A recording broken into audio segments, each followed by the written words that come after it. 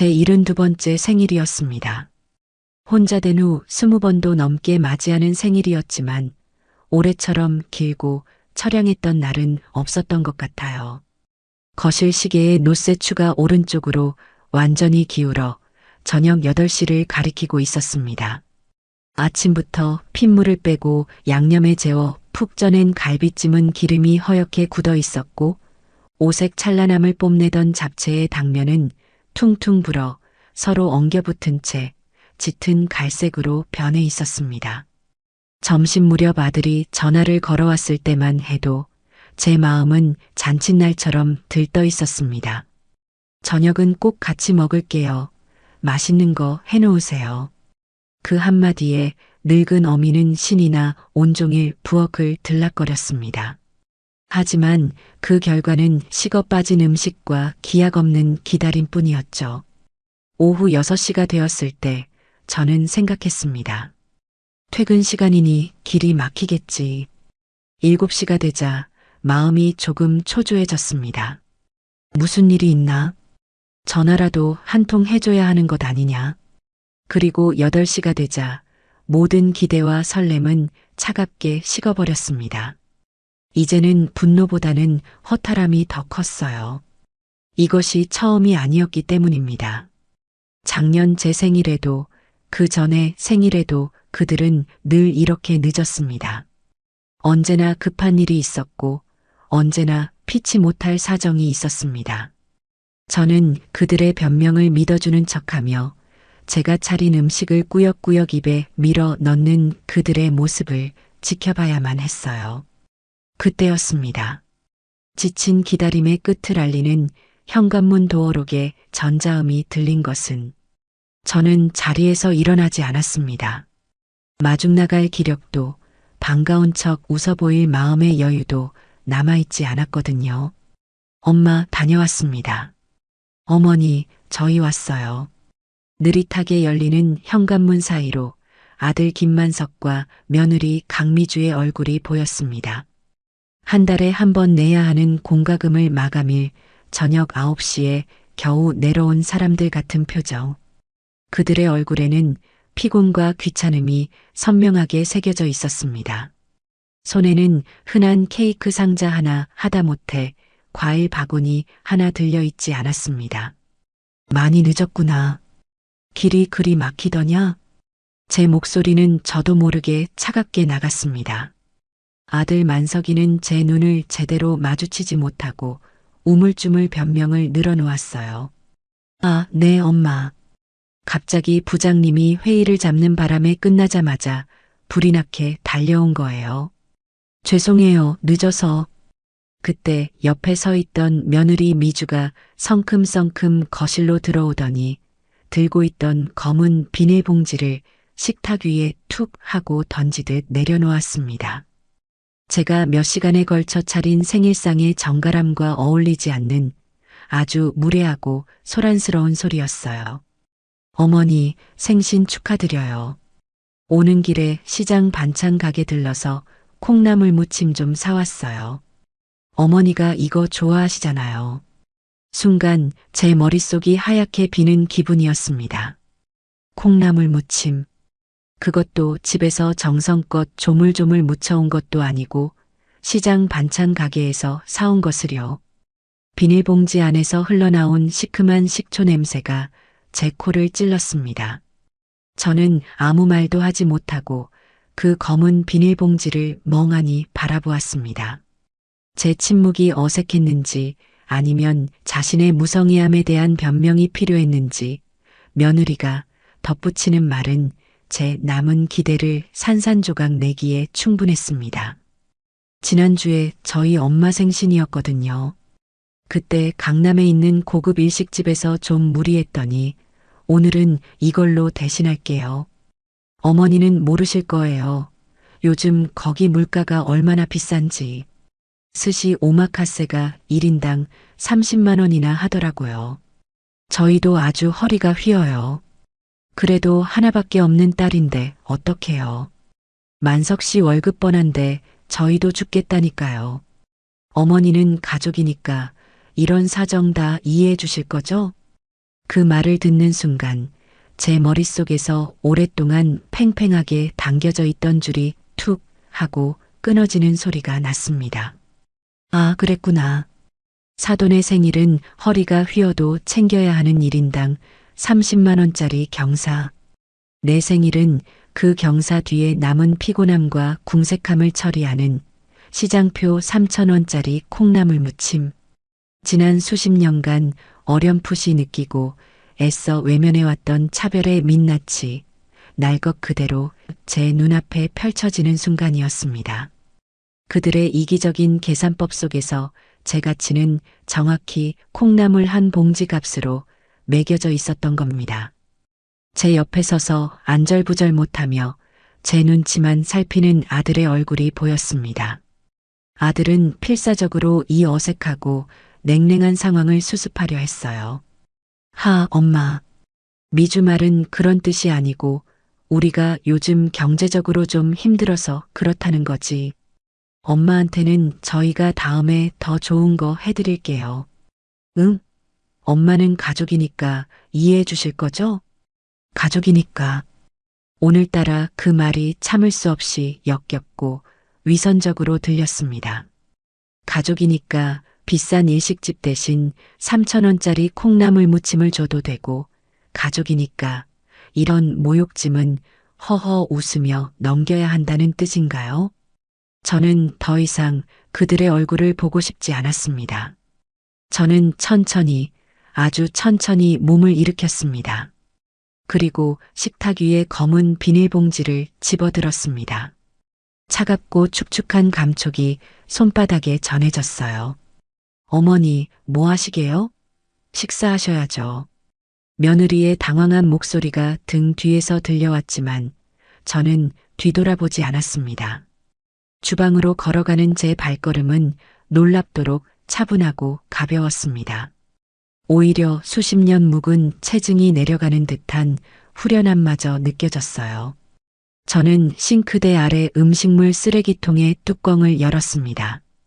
어제 깎아먹은 사과 껍질과 저녁에 다듬은 채소 쓰레기들이 보였습니다. 저는 그 위로 비닐봉지에서 꺼낸 콩나물 무침 플라스틱 통을 기울였습니다. 허연 콩나물 대가리와 붉은 고춧가루 양념, 다진 파 조각들이 뒤섞여 쏟아져 내리는 모습을 저는 무표정하게 지켜보았습니다. 달그락. 빈 플라스틱 통을 싱크대에 던져놓고 소리가 나게 음식물 쓰레기통 뚜껑을 닫았습니다. 그 소리는 이 길고 지긋지긋한 인연의 끝을 알리는 신호탄 같았습니다. 제가 다시 거실로 나왔을 때 아들과 며느리는 믿을 수 없다는 표정으로 저를 바라보고 있었습니다. 아마 제가 고함을 지르거나 서럽게 눈물을 보일 거라고 예상했겠지요. 하지만 제 마음은 북극의 빙하처럼 차갑고 평온했습니다. 어머니, 지금 뭐 하시는 거예요? 아무리 저희가 성의가 부족했어도 어른이 돼서 어떻게 먹을 걸 그렇게 버리실 수가 있어요. 며느리 미주가 새된 목소리로 저를 비난했습니다.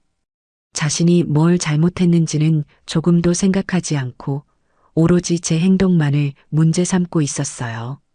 저는 그런 며느리를 똑바로 쳐다보며 나지막이 입을 열었습니다. 제 목소리는 조금도 떨리지 않았어요. 방금 내가 버린 게 콩나물 무침으로 보이니? 네. 그럼 그게 콩나물 무침이 아니면 뭔데요? 아니, 방금 내가 버린 건 지난 수십 년간 이 늙은 어미를 무시하고 기만해 온 너희의 그 더럽고 이기적인 마음이다. 저는 잠시 말을 끊고 아들과 며느리를 번갈아 쳐다보았습니다. 제 시선을 피하며 고개를 숙이는 아들과 여전히 분하다는 듯 입술을 깨물고 저를 쏘아보는 며느리의 모습이 선명하게 보였습니다. 너희에게 나는 3천 원짜리 콩나물만도 못한 존재였구나. 사돈 생일은 1인당 30만 원짜리 오마카세. 내 생일은 3천 원짜리 가게 반찬. 너희 계산법 한번 참 분명해서 마음에 드는구나. 어머니, 말씀을 어떻게 그렇게 상처 주는 쪽으로만 하세요. 저희도 사정이 있어서 그런 거지. 어머니를 무시해서 그런 게 아니잖아요. 며느리가 악을 쓰듯 대꾸했습니다. 저는 이제 그 변명을 들어줄 인내심이 바닥났습니다. 저는 아들을 향해 고개를 돌렸습니다. 너는 저 말이 옳다고 생각하느냐? 내 어미 생일이 내 장모 생신 뒤치다꺼리나 하는 날이더냐? 대답해보거라, 김만석. 제 섯을 퍼런 목소리에 아들은 어깨를 움츠리며 아무 말도 하지 못했습니다. 그저 엄마 그게 아니라 하는 말만 앵무새처럼 반복할 뿐이었죠. 그 비겁한 침묵이 바로 아들의 대답이었습니다. 저는 모든 것을 확인했습니다. 저는 더 이상 그들과 같은 공간에 머물고 싶지 않았습니다. 제가 직접 현관으로 걸어가 문을 활짝 열었습니다. 바깥의 차가운 밤 공기가 집 안으로 훅 밀려 들어왔습니다. 나가라. 네. 어머니, 갑자기 무슨. 당장 이 집에서 나가라고 했다. 너희가 서 있는 그 땅, 너희가 숨쉬는 이 공기, 모두 내 것이다. 콩나물 값도 안 되는 취급을 받으면서 너희 얼굴을 마주하고 내가 끓인 미역국을 넘길 생각 추호도 없다. 이 문 내가 닫기 전에 어서 사라지거라. 다시는 너희가 이 문턱을 넘을 일은 없을 것이다. 제 단호한 말에 아들 내외는 그 자리에 얼어붙었습니다. 평생 자식 앞에서 큰 소리 한 번 내지 않았던 제가 제 인생에서 가장 차갑고 단호한 목소리로 그들을 내쫓고 있었습니다. 더 이상 그들의 변명도 눈물도 보고 싶지 않았어요. 저의 72번째 생일날 밤, 저는 제 손으로 직접 제 인생의 가장 큰 혹을 떼어내고 있었습니다. 그것은 고통스럽기보다는 오히려 아주 후련하고 완벽한 해방이었습니다. 현관문이 닫히는 육중한 소리가 집 전체를 울렸습니다. 저는 그 소리를 등지고 한참이나 서 있었습니다.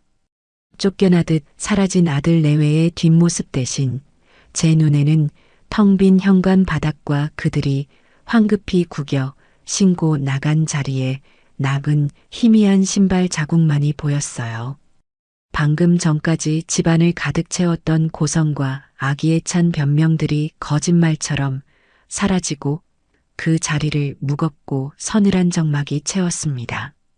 후련했지만 한편으로는 가슴 한구석이 아릿하게 저려왔습니다. 제 손으로 제사를 도려낸 듯한 통증이었습니다. 하지만 후회는 없었어요. 골마 터지기 직전에 종기를 짜냈을 때의 시원함에 더 가까운 감정이었습니다. 저는 천천히 몸을 돌려 식탁으로 향했습니다. 김이 오르던 갈비찜은 이제 차갑게 식어 허연 기름이 엉겨붙어 있었고 정성껏 붙여낸 오색 꼬치전의 색감도 조명 아래에서 빛이 바래 보였습니다. 이 모든 것은 이제 그저 음식물 쓰레기에 불과했습니다. 저는 그 음식들을 하나씩 쟁반에 담기 시작했습니다. 그들의 입으로 들어갈 일은 이제 영원히 없을 테니까요. 제 손길에는 분노나 슬픔 같은 격한 감정은 실려있지 않았습니다. 마치 수십 년 해온 일과처럼 아주 기계적이고 무심한 동작이었어요. 음식물 쓰레기통을 한가득 채우고 나서야 저는 소파에 몸을 기댔습니다. 집이 유난히 넓고 텅 비게 느껴졌어요. 남편이 세상을 떠나고 아들이 결혼해 이 집을 나갔을 때도 이 정도는 아니었습니다. 그때는 그리움과 허전함이었지만 지금 제가 느끼는 감정은 그와는 종류가 다른 완전한 고립감이었습니다. 하지만 이상하게도 그 고립감이 싫지 않았습니다. 오히려 누구에게도 방해받지 않는 온전한 평화처럼 느껴졌어요. 저는 자리에서 일어나 집안을 천천히 걷기 시작했습니다. 마치 처음 와보는 집을 구경하는 사람처럼요. 가장 먼저 아들 만석이가 쓰던 방으로 향했습니다. 결혼한 후에도 아들의 방은 거의 그대로였습니다. 책상 위에는 대학교 때 쓰던 낡은 컴퓨터가 놓여 있었고 책장에는 먼지 쌓인 전공 서적과 띠바랜 만화책들이 빼곡히 꽂혀 있었습니다. 저는 책상 의자에 조용히 앉아 보았습니다. 의자가 삐걱거리는 소리를 냈어요. 이 의자에 앉아 밤늦도록 공부하던 아들의 뒷모습, 친구들과 장난치며 떠들던 웃음소리가 어렴풋이 떠올랐습니다.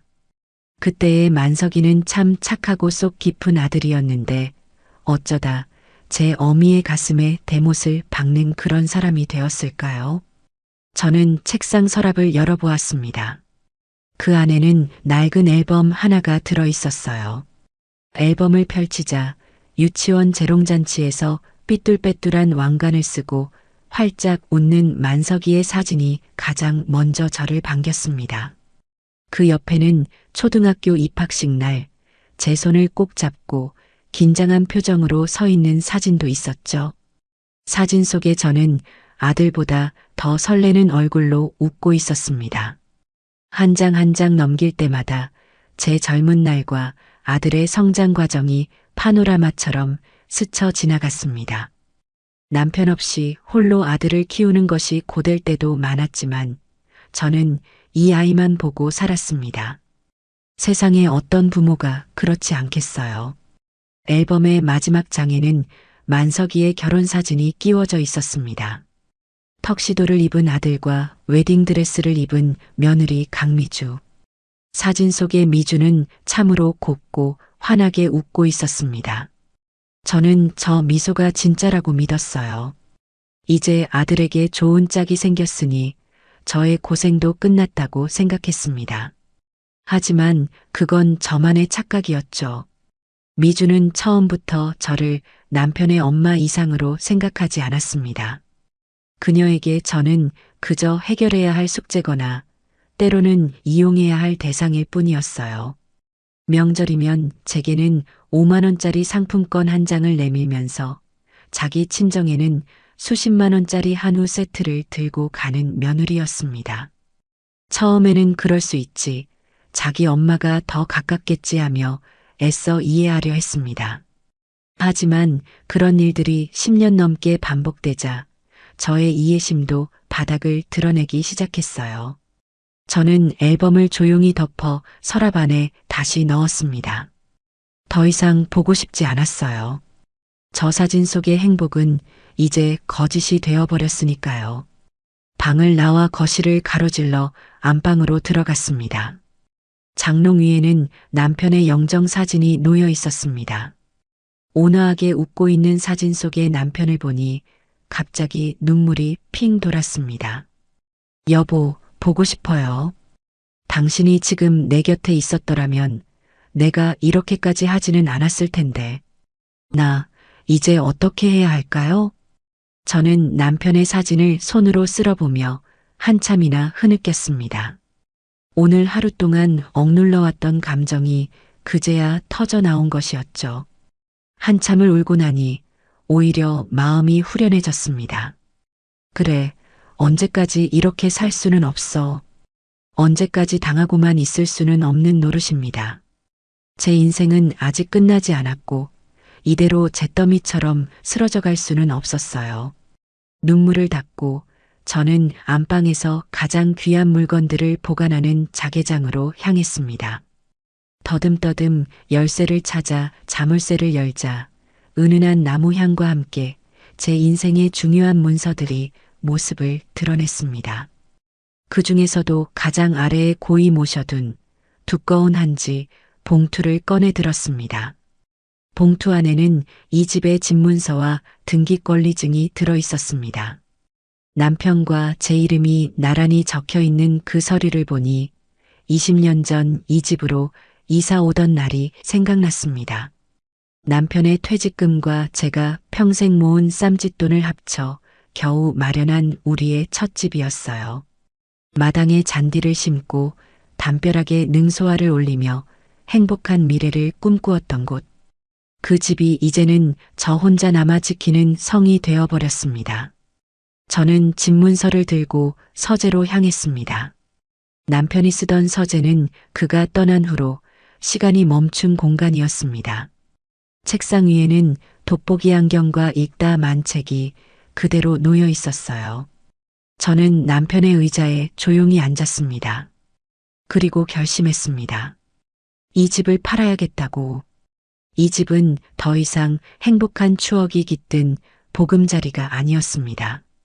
아들 내외의 탐욕과 무시가 깃든 감옥이자 제 상처가 켜켜이 쌓인 무덤 같은 곳이었어요. 이 모든 것을 끊어내기 위해서는 이 집을 버리는 수밖에 없었습니다. 저는 남편의 책상 서랍에서 낡은 수첩과 펜을 꺼냈습니다. 그리고 깨끗한 페이지를 펼쳐 제가 앞으로 해야 할 일들을 하나씩 적어 내려가기 시작했습니다. 이것은 항복이 아니라 제 인생의 주도권을 되찾기 위한 전쟁의 시작이었습니다. 내일 오전 9시 정각, 동네 부동산 3곳에 집을 급매로 내놓을 것. 조건은 단 하나, 가장 먼저 계약금을 입금하는 사람에게 팔 것. 가격 흥정은 최소화한다. 목표는 속도. 아들과 며느리의 전화는 일절 받지 않는다. 문자는 확인하되 답장하지 않는다. 계약이 성사되면 즉시 새로운 거처를 알아볼 것. 아들 내외가 절대 찾을 수 없는 곳으로. 수첩에 4가지 계획을 적고 나니 제 마음은 놀랍도록 평온해졌습니다. 두려움은 사라지고 차가운 결의만이 남았습니다. 저는 스마트폰을 들어 김포시 부동산, 급매 전문 등의 키워드를 검색하기 시작했습니다. 수많은 부동산의 상호와 전화번호가 화면을 가득 채웠어요. 저는 그 중에서 가장 광고를 많이 하고 가장 평이 좋은 3곳의 번호를 수첩에 옮겨 적었습니다. 내일 아침 저 번호들이 제 인생을 바꿀 무기가 될 것이었습니다. 그날 밤 저는 뜬 눈으로 밤을 새웠습니다. 창밖이 희미하게 밝아오는 것을 보며 저는 제 인생의 가장 길었던 밤이 끝나고 새로운 아침이 오고 있음을 직감했습니다. 그것은 복수의 아침이자 새로운 시작을 알리는 희망의 아침이었습니다. 동이 트고 세상이 다시 소란스러워지기 시작했지만 제 마음은 오히려 전날 밤보다 더 고요하고 단단해져 있었습니다. 잠을 한숨도 자지 못했지만 전혀 피곤하지 않았어요. 오히려 정신이 맑아지는 기분이었습니다. 저는 평소처럼 일어나 간단히 씻고 옷을 갈아입었습니다. 평소에 입던 헐렁한 몸빼 바지 대신 장롱 깊숙이 넣어두었던 외출용 바지와 블라우스를 꺼내 입었습니다. 마치 중요한 전투에 나서는 장수처럼 스스로의 마음을 다잡기 위한 의식이었습니다. 식사는 간단히 누룽지를 끓여 먹었습니다. 어제 차렸던 그 화려한 생일상은 이제 흔적도 없이 사라졌어요. 식사를 마치고 설거지를 하는 동안에도 제 머릿속은 온통 앞으로의 계획으로 가득 차 있었습니다. 시계를 보니 오전 8시 50분. 저는 정확히 9시가 되기를 기다렸습니다. 조급하게 굴고 싶지 않았어요. 모든 것을 제 통제하에 제 계획대로 진행하고 싶었습니다. 오전 9시 정각. 저는 어젯밤 수첩에 적어두었던 첫 번째 부동산에 전화를 걸었습니다. 네, 대박 부동산입니다. 무엇을 도와드릴까요? 사호동에 있는 단독주택을 급매로 내놓으려고 전화했습니다. 제 목소리는 조금의 망설임도 없이 단단하게 나갔습니다. 전화기 너머의 중개인은 급매라는 말에 목소리 톤이 살짝 올라갔어요. 아, 그러십니까, 사모님. 주소가 어떻게 되시죠? 저희가 바로 방문해서 매물 확인하고 가격 상담 도와드리겠습니다. 방문은 나중에 하셔도 좋습니다. 그보다 제 조건을 먼저 들어주세요. 저는 이 집을 가장 먼저 계약금을 넣는 분에게 팔 겁니다. 가격은 시세보다 조금 낮춰도 상관없습니다. 중요한 건 속도예요. 이 조건으로 진행해 주실 수 있겠습니까? 제 단호한 말에 중개인은 잠시 말이 없었습니다. 아마 이런 집주인은 처음이라는 듯한 눈치였죠. 네, 사모님. 알겠습니다. 일단 저희가 매물 접수하고 최대한 빨리 손님 찾아보겠습니다. 저는 첫 번째 부동산과의 통화를 마치고 곧바로 두 번째, 세 번째 부동산에도 똑같은 내용으로 전화를 걸었습니다. 세 명의 중개인 모두 제 파격적인 조건에 놀라는 기색이었지만 이내 돈 냄새를 맡은 하이에나처럼 적극적으로 움직이겠다고 약속했습니다. 이제 주사위는 던져졌습니다. 전화를 끊고 10분도 채 지나지 않아 제 휴대폰이 미친 듯이 울리기 시작했습니다. 발신자는 우리 아들 김만석이었습니다.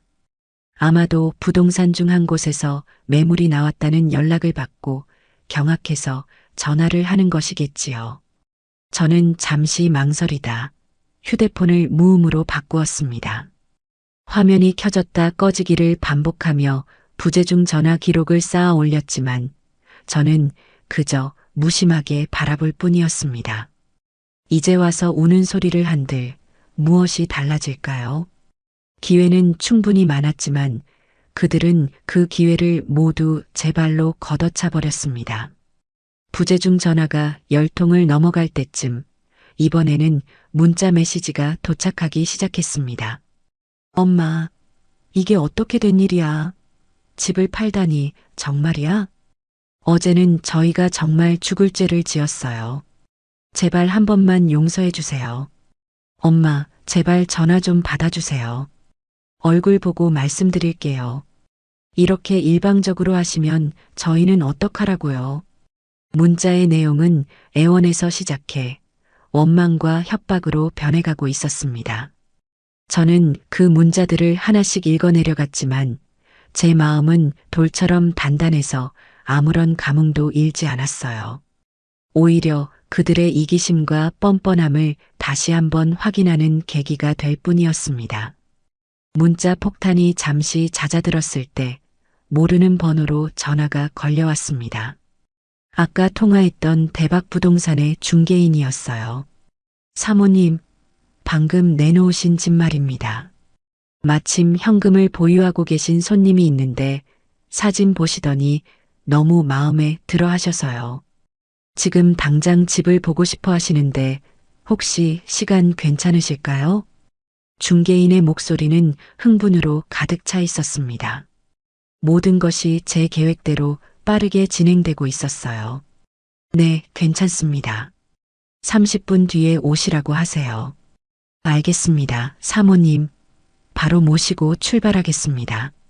전화를 끊고 저는 집안을 한번 둘러보았습니다.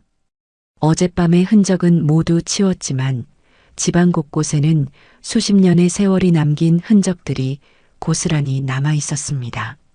저는 서둘러 창문을 모두 열어 집안을 환기시키고 거실 테이블을 깨끗하게 닦았습니다. 이것은 손님 맞이가 아니라 제 과거를 팔아치우기 위한 마지막 단장이었습니다. 정확히 30분 뒤 초인종이 울렸습니다. 문을 열자 인상 좋은 중년의 중개인과 30대로 보이는 젊은 부부가 서 있었습니다. 그들은 제게 정중하게 인사를 하고 안으로 들어왔습니다. 사모님, 이분들이 오늘 집 보실 손님입니다. 인사 나누세요. 젊은 부부는 집안을 둘러보며 연신 감탄사를 터뜨렸습니다. 특히 아내 되는 사람이 마당의 화초와 볕이 잘 드는 거실을 무척 마음에 들어하는 눈치였어요. 어머, 집이 정말 예쁘네요. 오랫동안 정말 정성껏 가꾸신 티가 나요. 마당에 있는 저 꽃은 능소화 맞죠? 너무 아름다워요. 네, 맞습니다. 해마다 여름이면 저렇게 예쁜 꽃을 피운답니다. 저는 미소를 지으며 대답했지만 마음 한편으로는 씁쓸함이 밀려왔습니다. 제 아들과 며느리는 단 한 번도 이 집의 아름다움에 대해 이야기한 적이 없었습니다. 그들에게 이 집은 그저 나중에 차지할 재산 목록 1호에 불과했으니까요. 하지만 오늘 처음 본 이 젊은 부부는 이 집의 가치를 한눈에 알아보는 듯 했습니다. 집을 모두 둘러본 젊은 부부는 서로 무언가를 상의하더니 중개인을 통해 조심스럽게 말을 꺼냈습니다. 사모님, 저희가 이 집이 정말 마음에 들어서요. 혹시 실례가 안 된다면 바로 계약을 진행하고 싶은데 가능할까요? 모든 것이 너무나 순조로웠습니다. 마치 하늘이 저를 돕고 있는 것 같았어요.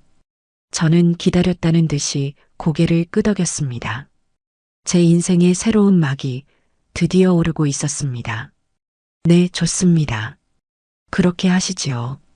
제 입에서 나온 대답은 저 자신도 놀랄 만큼 단호하고 차분했습니다.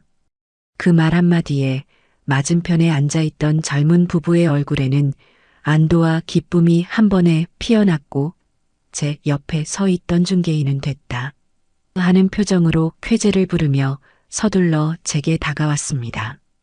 그의 얼굴에는 노련한 사냥꾼이 마침내 먹잇감을 잡았을 때의 만족감이 가득했습니다. 사모님, 역시 현명한 판단이십니다.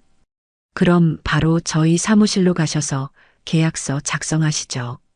마침 손님께서도 시간이 괜찮다고 하십니다. 이런 좋은 인연은 바로 잡아야 하는 법입니다. 저는 한치의 망설임도 없이 고개를 끄덕였습니다. 쇳불도 당김에 빼라는 말이 있지 않습니까? 이 기회를, 이 결심을 단 1초라도 늦추고 싶지 않았어요.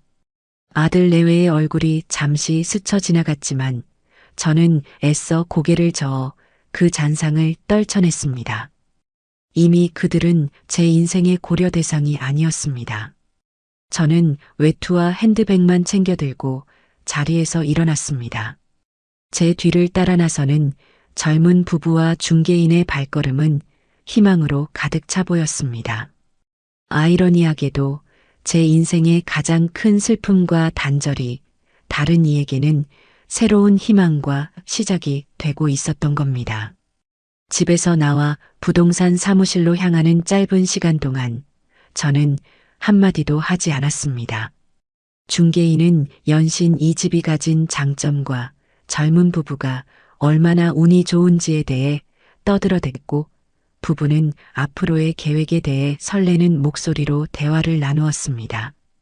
여보, 우리 들어가면 마당에 꼭 작은 텃밭 만들자. 당신이 좋아하는 상추랑 방울토마토 심으면 정말 좋겠다. 그럼, 그리고 아기 방은 햇볕이 제일 잘 드는 남향방으로 꾸며주는 거야. 생각만 해도 너무 좋다. 그들의 대화를 들으며 저는 제 아들 만석이와 며느리 미주의 모습을 떠올렸습니다. 그들은 이 집에 대해 단 한 번도 저런 이야기를 나눈 적이 없었습니다. 그들의 대화는 언제나 나중에 이 집을 허물고 새로 지으려면 돈이 얼마나 들까, 이 동네 땅값이 얼마나 올랐을까 하는 식의 계산적인 내용들 뿐이었습니다. 이 집을 삶의 터전으로 바라보는 이들과 그저 재산 목록으로만 여기는 아들 내외의 차이가 너무나도 선명해서 제 결심은 더욱더 단단해졌습니다. 부동산 사무실에 도착하자 중개인은 익숙하게 계약서를 준비하기 시작했습니다. 컴퓨터 자판을 두드리는 소리와 프린터가 서류를 인쇄하는 소리가 사무실 안을 가득 채웠어요. 저는 따뜻한 녹차를 한 잔 마시며 그 모든 과정을 묵묵히 지켜보았습니다. 제 맞은편에 앉은 젊은 부부는 연신 소곤거리며 앞으로 이 집을 어떻게 꾸밀지에 대한 행복한 계획을 나누고 있었습니다. 그 모습을 보니 오래전 남편과 함께 떨리는 마음으로 이 집을 계약하던 날이 떠올라 잠시 마음이 아려왔지만 저는 애써 고개를 저어 감상적인 생각을 떨쳐냈습니다. 과거는 과거일 뿐입니다. 자, 사모님, 계약서 나왔습니다. 한번 꼼꼼히 읽어보시고 이상 없으시면 여기에 도장을 찍어주시면 됩니다. 중개인이 제 앞에 두툼한 계약서 뭉치를 내밀었습니다. 매매 금액, 계약금, 중도금 및 잔금 날짜 등이 빼곡하게 적혀 있었습니다.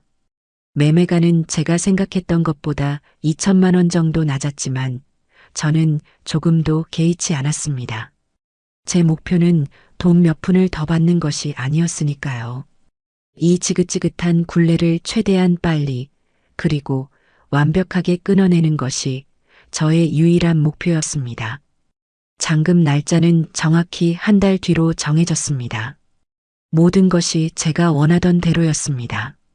저는 핸드백에서 인감 도장이 든 작은 비단 복주머니를 꺼냈습니다.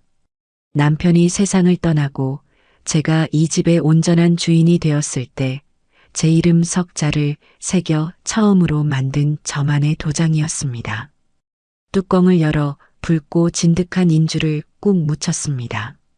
인주가 도장면에 고르게 스며드는 것을 잠시 바라보았습니다. 그리고 계약서에 매도인 박선자라고 적힌 제 이름 옆에 네모난 칸에 한치의 망설임도 없이 도장을 찍었습니다. 쾅! 둔탁한 소리가 조용한 사무실 안을 울렸습니다. 그것은 마치 제 과거와의 완전한 단절을 선언하는 망치 소리 같았고 제 인생의 새로운 장을 여는 예포 소리 같기도 했습니다. 저는 하얀 종이 위에 선명하게 찍힌 제 이름 석자를 가만히 내려다보았습니다. 그 순간 저는 더 이상 누군가의 아내나 엄마가 아닌 오직 저 자신, 박선자라는 한 인간으로 바로 선 기분이었습니다. 계약을 모두 마치고 매수자인 젊은 부부가 그 자리에서 제 통장으로 계약금을 바로 이체했습니다. 잠시 후 제 휴대폰에서 띵동하는 경쾌한 알림음과 함께 입금 문자가 도착했습니다. 통장에 찍힌 억 단위의 숫자를 보니 비로소 실감이 나기 시작했습니다. 저는 이제 더 이상 그 집에, 그 기억에, 그 인간들에게 묶여 사는 박선자가 아니었습니다. 수억 원의 현금을 손에 쥔 누구에게도 기대거나 아쉬운 소리를 할 필요가 없는 완전하고 자유로운 존재가 된 것이었습니다. 부동산 사무실을 나서자 중개인이 건물 바깥에 매매 완료라고 적힌 커다란 스티커를 붙였습니다. 붉고 선명한 글씨가 제 눈에 확 들어왔습니다. 이제 모든 것은 끝났습니다. 그 누구도 되돌릴 수 없는 강을 건넌 것이었죠. 저는 젊은 부부와 가볍게 목례를 나누고 그들과 반대 방향으로 걸음을 옮겼습니다. 이제 어디로 가야 할까 잠시 생각하며 발걸음을 옮기던 바로 그때였습니다. 어디선가 저를 부르는 거의 비명에 가까운 다급한 목소리가 들려온 것은 엄마, 엄마. 고개를 돌리자 저 멀리서 아들 만석이가 이쪽을 향해 헐레벌떡 뛰어오고 있었습니다. 그의 뒤로는 며느리 미주도 창백하게 질린 얼굴로 따라오고 있었어요. 아마 부동산에서 보낸 매물계약 완료 문자를 받고 이곳으로 미친 듯이 달려온 모양이었습니다. 그들의 행색은 말이 아니었어요. 만석이는 아침에 입고 나갔을 양복 상의도 벗어 던진 채 셔츠 바람이었고 넥타이는 답답한지 반쯤 풀어져 비뚤어져 있었습니다. 미주는 늘 완벽하던 화장은 어디 가고 화장기 하나 없는 얼굴에 머리가 산발이 되어 있었습니다. 엄마, 이게 정말이에요? 정말 집을 파신 거예요? 어떻게 저희한테 말 한마디 없이. 만석이가 제 앞에 겨우 멈춰서서 숨을 헐떡이며 물었습니다. 그의 눈에는 원망과 배신감 그리고 모든 것을 잃어버린 사람 특유의 절망감이 뒤섞여 있었습니다. 저는 그런 아들을 아무런 표정 없이 마치 길에서 처음 본 사람을 대하듯 무심하게 올려다보았습니다. 그래, 팔았다. 내가 본 그대로다. 이제 저 집은 더 이상 내 집이 아니다. 어떻게 그러실 수가 있어요? 농담이시죠? 제발 농담이라고 해주세요, 엄마. 내가 너희와 농담할 사이더냐. 제 차가운 대답에 만석이는 할 말을 잃은 듯 입만 벙긋거렸습니다. 바로 그 순간 뒤따라온 며느리 미주가 제게 악을 쓰듯 달려들었습니다. 어머니, 제정신이세요? 노망 나셨어요? 저 집이 어떤 집인데 아버지랑 평생 일궈서 마련한 집이잖아요. 그걸 이렇게 하루아침에 팔아버리시면 어떡해요? 저희는 이제 어디 가서 살라고요? 며느리의 입에서 나온 아버지라는 단어에 저는 실소를 금할 수 없었습니다. 살아생전에는 단 한 번도 제대로 된 안부 인사 한 번 건넨 적 없던 며느리가 이제 와서 제 남편을 들먹이는 꼴이 우습기 짝이 없었거든요. 너는 내 남편을, 너의 아버지를 입에 담을 자격이 없다. 그리고 이 집은 내 이름으로 된 내 재산이야. 내 재산을 내 마음대로 처분하는데 너희에게 허락받을 이유는 없지. 허락이 문제가 아니잖아요. 상의를 하셨어야죠. 평생 저희가 어머니 모실 생각하고 산 건 모르세요? 어떻게 아들 앞길을 이렇게 막으실 수가 있어요? 드디어 며느리의 본심이 튀어나왔습니다. 아들의 앞길이라는 말이 제 가슴을 후벼 팠습니다. 결국 그들에게 저는 아들의 미래를 위한 발판, 그 이상도 이하도 아니었던 겁니다. 제 분노는 이제 동정심조차 허락하지 않을 정도로 차갑게 식어버렸습니다. 저는 제 인생에서 가장 잔인하고 냉정한 목소리로 그들에게 마지막 선고를 내렸습니다. 너희가 내 노후를 책임진다고? 무엇으로? 그 콩나물 한 접시로 말이냐? 그 말 지나가던 개가 웃겠다. 제 말에 며느리의 얼굴이 새하얗게 질렸습니다. 저는 말을 멈추지 않았습니다. 너희 앞길은 너희가 벌어서 닦는 것이지 내 집을 담보로 닦는 것이 아니다. 너희는 너희가 내게 준 모욕감에 비하면 이 집값은 아무것도 아니라는 것을 왜 모르느냐. 그깟 콩나물 한 접시가 문제가 아니야. 그건 너희가 평생 나를 어떻게 생각하고 대우했는지에 대한 명백한 증거였을 뿐이다. 너희는 너희가 뿌린 씨앗을 거두고 있는 것뿐이야. 그러니 이제 그만 돌아가라. 나는 더 이상 너희와 할 이야기가 없다. 제 말을 끝으로 저는 뒤도 돌아보지 않고 걸었습니다. 등 뒤에서 아들의 울음소리와 며느리의 악에 바친 고함소리가 들려왔지만 저는 걸음을 멈추지 않았습니다. 한 걸음 한 걸음 내디딜 때마다 수십 년 묵은 족쇄가 하나씩 풀려나가는 기분이었습니다. 제 눈앞에는 비록 불확실하지만 누구의 간섭도 없는 온전한 자유의 길이 펼쳐져 있었습니다. 이제 그 길을 따라 오직 저만을 위한 인생을 살아갈 것이었습니다. 등 뒤에서 아들 김만석의 울음 섞인 고함과 며느리 강미주의 악에 바친 저주가 비수처럼 날아와 박혔지만 저는 단 한 번도 뒤를 돌아보지 않았습니다. 제 발걸음은 조금도 흐트러지지 않았어요. 마치 수십 년간 제 발목을 붙잡고 있던 무거운 족쇄가 끊어져 나간 듯 한 걸음 한 걸음 내디딜수록 몸이 오히려 가벼워지는 기이한 감각에 휩싸였습니다.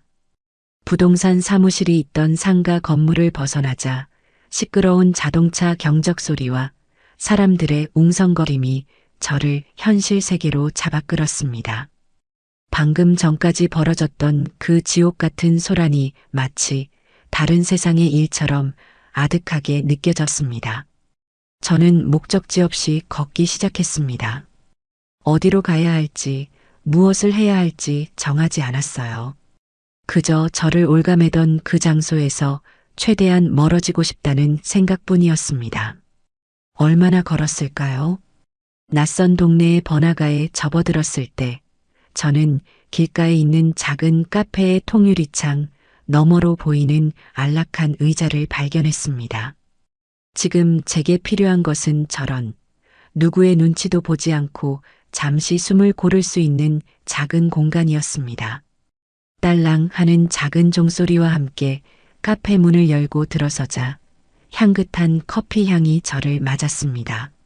안에는 젊은 사람들이 저마다 노트북을 들여다보거나 자기들끼리 소곤거리며 웃고 있었어요. 저 같은 늙은이는 어울리지 않는 공간이었지만 이상하게도 누구 하나 제게 관심을 두지 않는 그 익명성이 저를 편안하게 만들었습니다. 저는 카운터로 다가가 메뉴판을 한참이나 들여다보았습니다. 평생 아메리카노나 믹스커피 외에는 마셔본 적이 없던 저는 가장 이름이 화려하고 달콤해 보이는 카라멜 마끼아또라는 것을 주문했습니다. 휘핑크림도 듬뿍 올려드릴까요? 젊은 직원의 상냥한 물음에 저는 고개를 끄덕였습니다. 오늘은 그래도 괜찮을 것 같았어요. 제 인생에서 가장 쓰고 아팠던 날이니 이 정도의 달콤함은 허락해도 되지 않을까요? 창가 구석자리에 앉아 잠시 기다리자 하얀 크림이 산처럼 쌓인 따뜻한 커피가 제 앞에 놓였습니다. 한 모금 마시자 혀를 녹일 듯한 달콤함과 쌉싸름한 커피 맛이 동시에 느껴졌습니다. 낯설지만 나쁘지 않은 맛이었습니다. 그때 핸드백 안에서 진동이 울리기 시작했습니다. 꺼내보니 액정에는 우리 며느리라는 글자가 번쩍이고 있었어요. 저는 잠시 망설이다 거절 버튼을 눌렀습니다. 하지만 전화는 끈질기게 다시 걸려왔습니다. 받지 않자 이번에는 문자 메시지가 도착하기 시작했습니다. 조금 전 길거리에서 퍼부었던 것과는 다른 교묘하게 감정에 호소하고 저를 죄인으로 만들려는 의도가 뻔히 보이는 글자들이었습니다. 어머니, 어떻게 저희한테 이러실 수 있어요? 계약금까지 받으셨다니요. 저희 이제 길거리에 나앉으라는 말씀이세요? 제발 저희 사정도 좀 생각해 주세요. 어머니가 이러시면 저희가 친척들 얼굴을 어떻게 봐요? 동네 사람들 보기에도 부끄러워요. 제발 집안 망신은 시키지 말아주세요. 만석 씨가 지금 충격받아서 거의 쓰러질 지경이에요. 만약 만석 씨 잘못되기라도 하면 어머니가 책임지실 거예요? 저는 그 문자들을 하나씩 아주 천천히 읽어내려갔습니다. 하지만 제 마음은 미동도 하지 않았어요. 그들의 사정과 체면과 걱정 속에는 제 존재가 단 한 군데도 없었습니다. 오직 자기 자신들 뿐이었죠. 저는 미주의 번호를 찾아 수신 차단 버튼을 눌렀습니다. 그러자 세상이 한결 조용해지는 기분이 들었어요. 이번에는 아들 만석이에게서 문자가 오기 시작했습니다.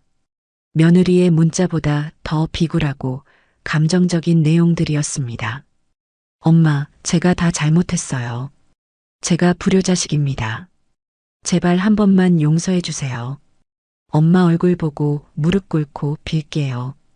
제발 계약만은 취소해 주세요. 위약금은 제가 어떻게든 마련해 볼게요. 엄마 없는 집은 상상도 할 수 없어요. 거기가 어떤 곳인데요? 제 어린 시절이 전부 담겨 있는 곳이잖아요. 제발 저희의 추억을 팔지 말아주세요, 엄마. 추억이라는 단어에 실소가 터져 나왔습니다. 그 추억을 3,000원짜리 콩나물 무침과 맞바꾼 것이 누구였던가요?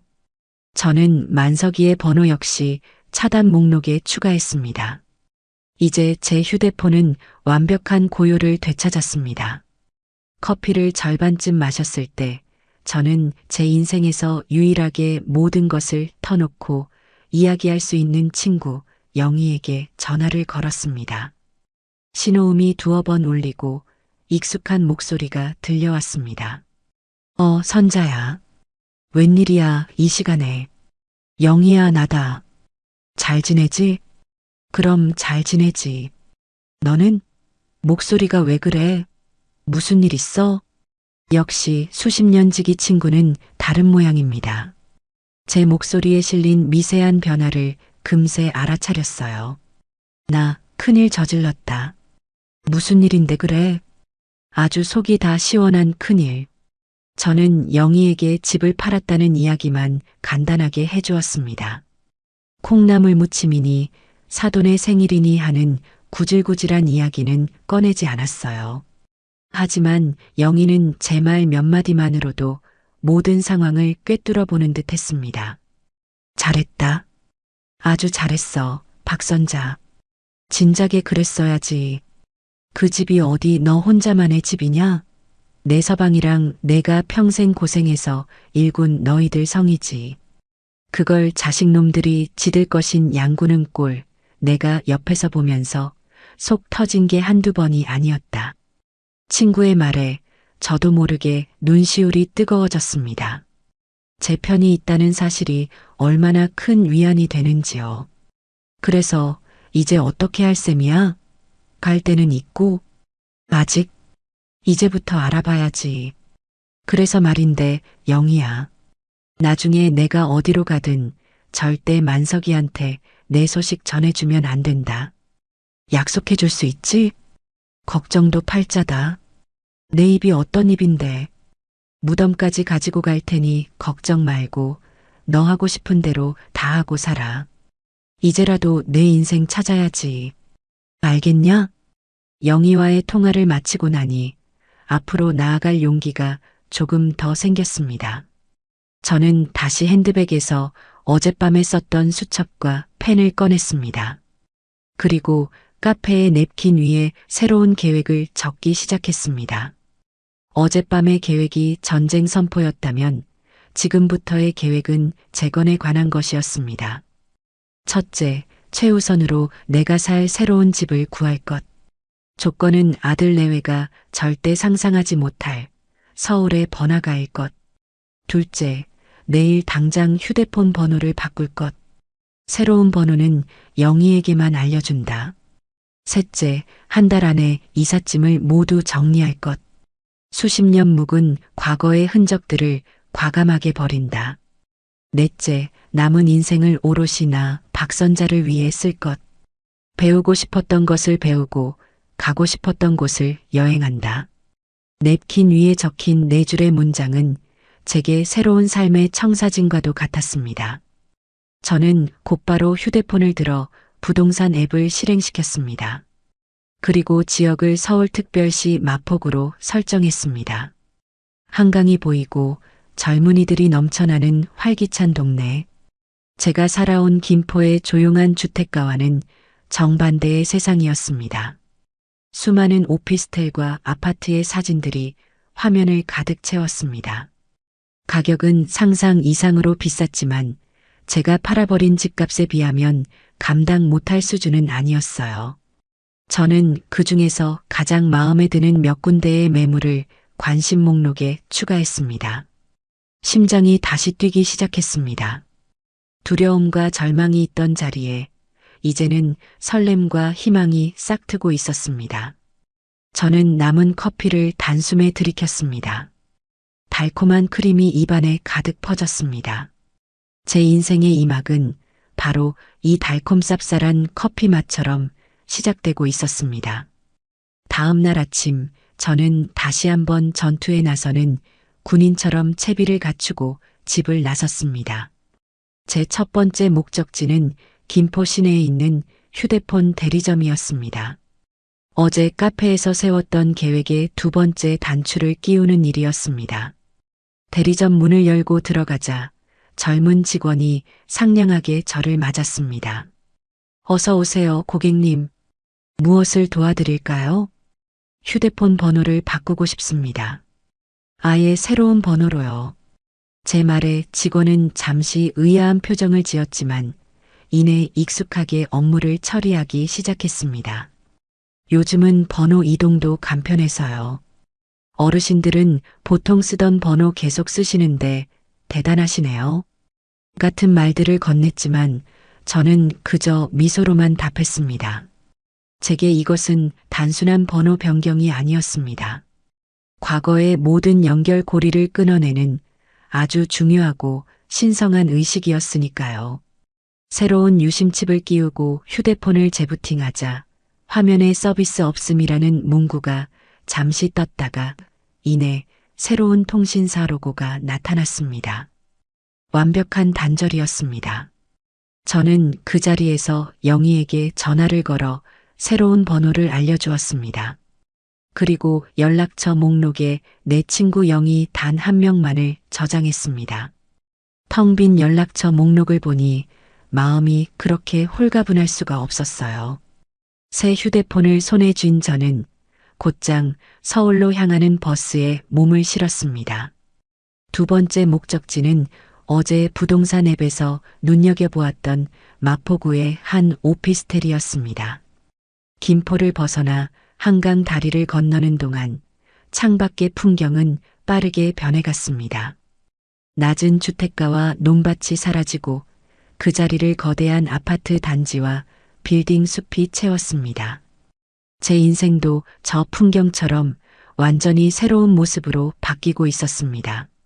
마포역 근처의 한 부동산에 들어서자 젊고 세련된 인상의 중개인이 저를 맞았습니다. 저는 제가 앱에서 보고 온 오피스텔을 바로 보고 싶다고 말했습니다. 아, 리버뷰 파크 말씀이시군요. 요즘 가장 인기 있는 곳입니다. 보안도 좋고 한강 전망도 끝내주죠. 마침 바로 보실 수 있는 집이 있습니다. 같이 가보시죠.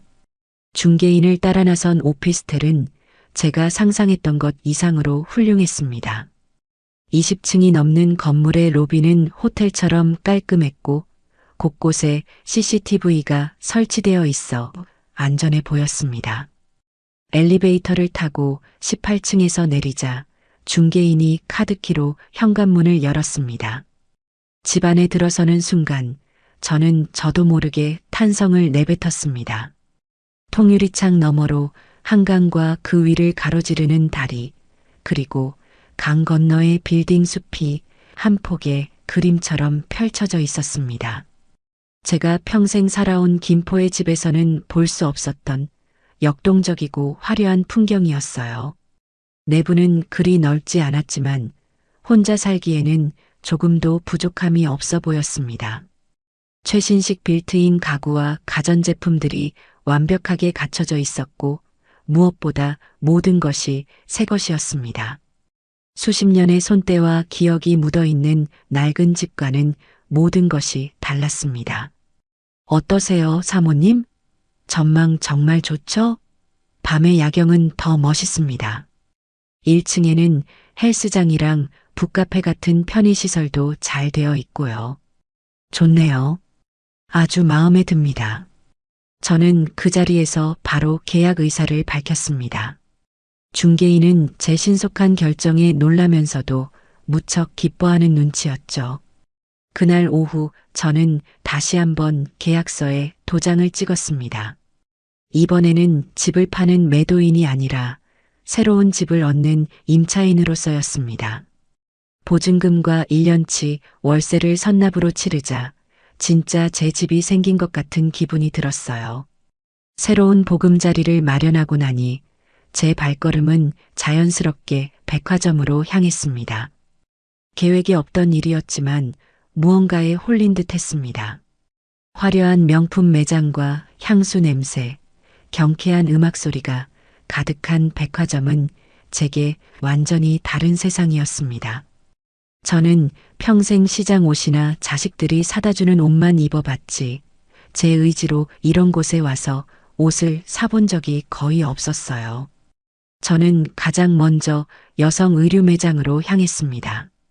그리고 평소에는 쳐다보지도 않았던 화사한 붉은색의 원피스를 집어들었습니다.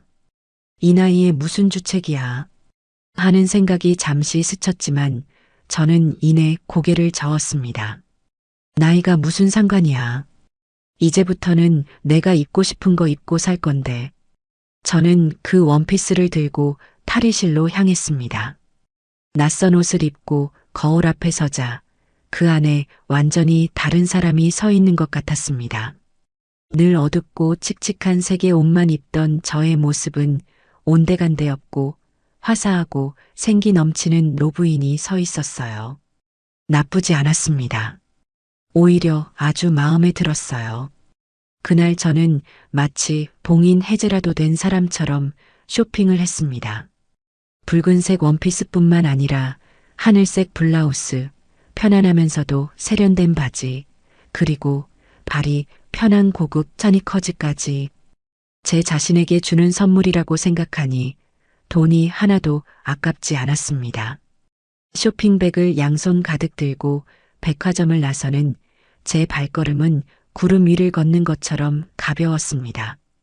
김포로 돌아오는 버스 안에서 저는 창밖의 노을을 바라보며 생각했습니다.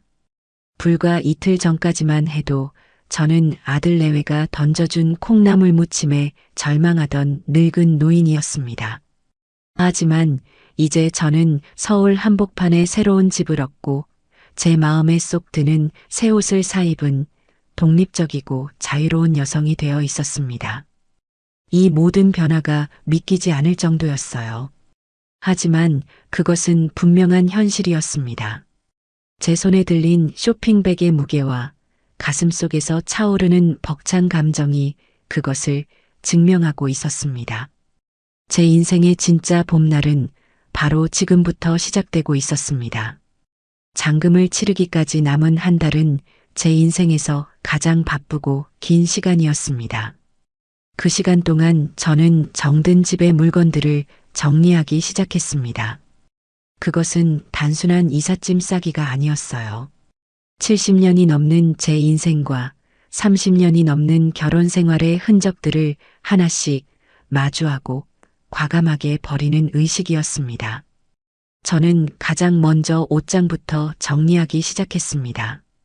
낡아서 색이 바랜 남편의 옷가지들, 유행이 지나 10년 넘게 한 번도 입지 않은 제 옷들, 그리고 아들 만석이가 어릴 때 입었던 작고 귀여운 베네저고리까지 하나하나 손에 들 때마다 잊고 있던 기억들이 먼지처럼 피어올랐습니다. 남편의 스웨터에서는 그의 희미한 채취가 나는 것 같았고 만석이의 옷에서는 분유 냄새가 나는 듯한 착각에 빠지기도 했어요. 예전 같았으면 차마 버리지 못하고 다시 장롱 깊숙이 넣어두었을 겁니다. 하지만 지금의 저는 달랐습니다. 추억은 가슴에 묻는 거지 물건에 얽매이는 게 아니야. 저는 스스로에게 다짐하며 그 모든 옷들을 커다란 쓰레기 봉투에 담았습니다. 처음에는 가슴이 아렸지만 봉투가 하나씩 채워져 갈수록 오히려 마음이 가벼워지는 것을 느꼈습니다. 과거의 무게를 덜어내는 기분이었어요. 다음은 부엌이었습니다. 손님이라도 오면 12명도 거뜬히 치러낼 수 있을 만큼 많았던 그릇과 접시들, 며느리에게 물려주려고 고이 모셔두었던 값비싼 유기그릇 세트까지. 저는 제가 새 집에서 혼자 쓸 만큼의 최소한만 남기고 모두 정리했습니다. 이제 제 인생에 더 이상 그들을 위한 상차림은 없을 테니까요. 앨범과 편지 같은 것들은 가장 마지막에 정리했습니다. 남편과 주고받았던 연애편지, 아들이 군대에서 보냈던 편지, 그리고 가족사진이 가득한 앨범들. 이것들은 차마 버릴 수가 없어서 작은 상자에 담아 태워버리기로 마음먹었습니다. 슬픈 기억과 행복한 기억 모두를 한 줌의 재로 만들어 과거에 날려보내고 싶었어요. 그렇게 집안의 살림이 하나둘씩 줄어들자 텅 빈 공간들이 모습을 드러냈습니다. 집이 낯설게 느껴졌어요. 하지만 그 낯설미 저를 더 이상 슬프게 하지는 않았습니다. 드디어 이삿날이 밝았습니다. 아침 일찍부터 이삿짐 센터 직원들이 집으로 들이닥쳤고 남은 짐들은 순식간에 포장되어 트럭에 실렸습니다. 저는 그 모든 과정을 소파에 앉아 묵묵히 지켜보기만 했습니다. 마지막으로 제 몸만 빠져나가면 이 집과의 인연도 완전히 끝나는 것이었습니다. 짐이 모두 빠져나간 후 저는 텅 빈 집을 마지막으로 한번 둘러보았습니다. 거실 벽에는 액자를 걸었던 못자국이 희미하게 남아 있었고 장롱이 있던 자리에는 세월의 흔적이 고스란히 내려앉아 있었습니다. 이곳에서 웃고 울고 사랑했던 모든 순간들이 파노라마처럼 스쳐 지나갔습니다. 저는 각 방을 천천히 걸으며 보이지 않는 과거의 흔적들에게 조용히 작별 인사를 걸냠습니다. 고마웠다고. 그리고 이제는 정말 안녕이라고. 부엌 식탁 위에 짐 열쇠를 올려놓고 저는 미련 없이 현관문을 닫고 나섰습니다. 밖에는 저를 새 집으로 데려다 줄 택시가 기다리고 있었어요. 마지막 관문은 법무사 사무실에서 잔금을 치르고 등기를 이전하는 절차였습니다. 사무실에는 집을 산 젊은 부부가 먼저 와서 저를 기다리고 있었습니다. 그들의 얼굴에는 설렘과 기쁨이 가득했어요. 서류 몇 장에 서명을 하고 남은 잔금이 제 통장으로 입금되는 것을 확인했습니다. 통장에 찍힌 엄청난 액수의 숫자를 보니 비로소 제 손에 쥐어진 자유의 무게가 실감났습니다. 이제 저는 경제적으로 누구에게도 아쉬운 소리를 할 필요가 없는 완전한 독립체가 된 것이었습니다. 모든 절차를 마치고 법무사 사무실을 나서자 저는 입구에서 기다리고 있던 두 사람과 마주쳤습니다. 아들 만석이와 며느리 미주였습니다. 한 달 만에 본 그들의 모습은 처참하기 그지없었습니다. 만석이는 살이 훌쩍 빠져 얼굴이 반쪽이 되어 있었고 늘 꼿꼿하던 미주는 어깨가 축 처진 채 땅만 내려다보고 있었어요. 아마 오늘이 잔금 날이라는 것을 알고 마지막으로 저를 붙잡기 위해 이곳까지 찾아온 모양이었습니다. 그들은 제 앞에 서서 아무 말도 하지 못했습니다. 그저 애원과 원망이 뒤섞인 눈으로 저를 바라볼 뿐이었죠. 지난번처럼 고함을 치거나 악을 쓰지도 않았습니다. 그들의 침묵은 그 어떤 고함보다 더 절박하게 들렸습니다. 잠시 후 미주가 먼저 입을 열었습니다. 그녀의 목소리는 작게 떨리고 있었어요. 어머니, 저희가 정말 잘못했어요. 정말 죄송합니다. 제발 저희를 용서해 주세요. 며느리의 입에서 처음으로 들어보는 진심이 담긴 사과였습니다. 하지만 너무 늦었습니다. 이미 엎질러진 물이었고 깨져버린 그릇이었어요. 만석이가 제 앞에 무릎을 꿇으려고 하자 저는 한 발짝 뒤로 물러섰습니다. 그리고 제 인생에서 가장 차갑고 가장 무심한 표정으로 그들을 내려다보았습니다. 저는 아무 말도 하지 않았습니다. 어떤 말도 하고 싶지 않았어요. 제 침묵이 그들에게는 가장 큰 거절이고 가장 아픈 대답이 될 것이라는 것을 알고 있었습니다. 저는 그들을 없는 사람처럼 지나쳐 길가에 서 있던 택시의 문을 열었습니다. 택시에 올라타기 직전 저는 마지막으로 그들을 돌아보았습니다. 백화점에서 산 화사한 새 옷을 입은 저와 다해진 옷을 입고 망연자실 서 있는 그들의 모습이 극명한 대조를 이루었습니다. 법무사 사무실을 등지고 올라탄 택시는 마치 과거로부터의 도주를 돕는 밀선처럼 소리 없이 서울을 향해 미끄러졌습니다. 저는 백미러로 아무것도 보지 않았습니다.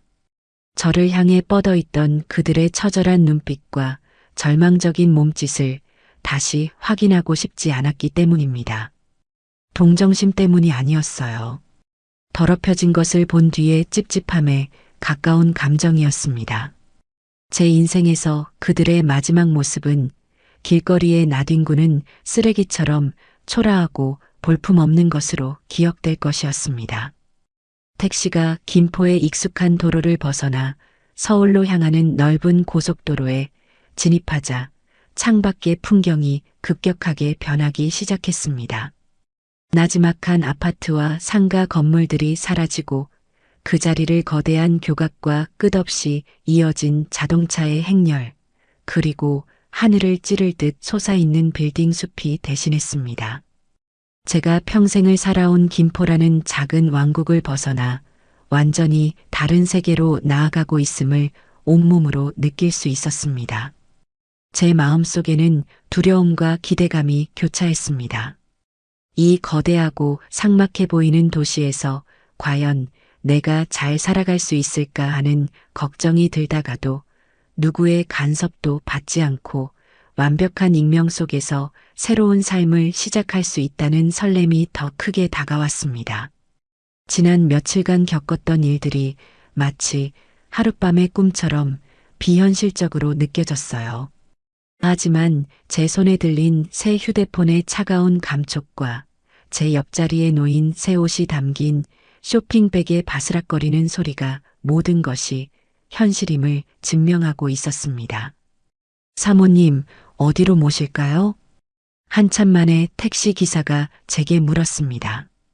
저는 잠시 생각에 잠겼다가 얼마 전 계약한 마포의 오피스텔 주소를 말했습니다. 제 새로운 집으로 가달라는 말이 목구멍까지 차올랐지만 왠지 쑥스러워 차마 입 밖으로 내지는 못했어요.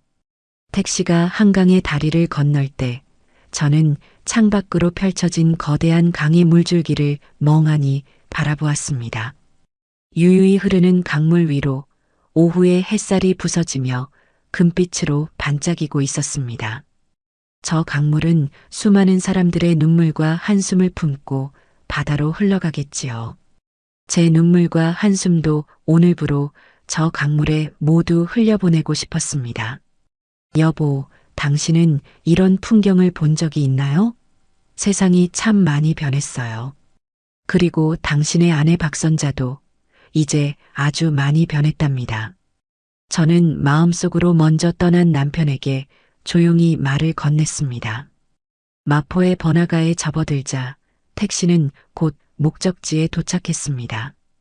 제가 앞으로 살아갈 강변마루 오피스텔은 그 이름처럼 한강이 내려다 보이는 세련되고 현대적인 건물이었습니다.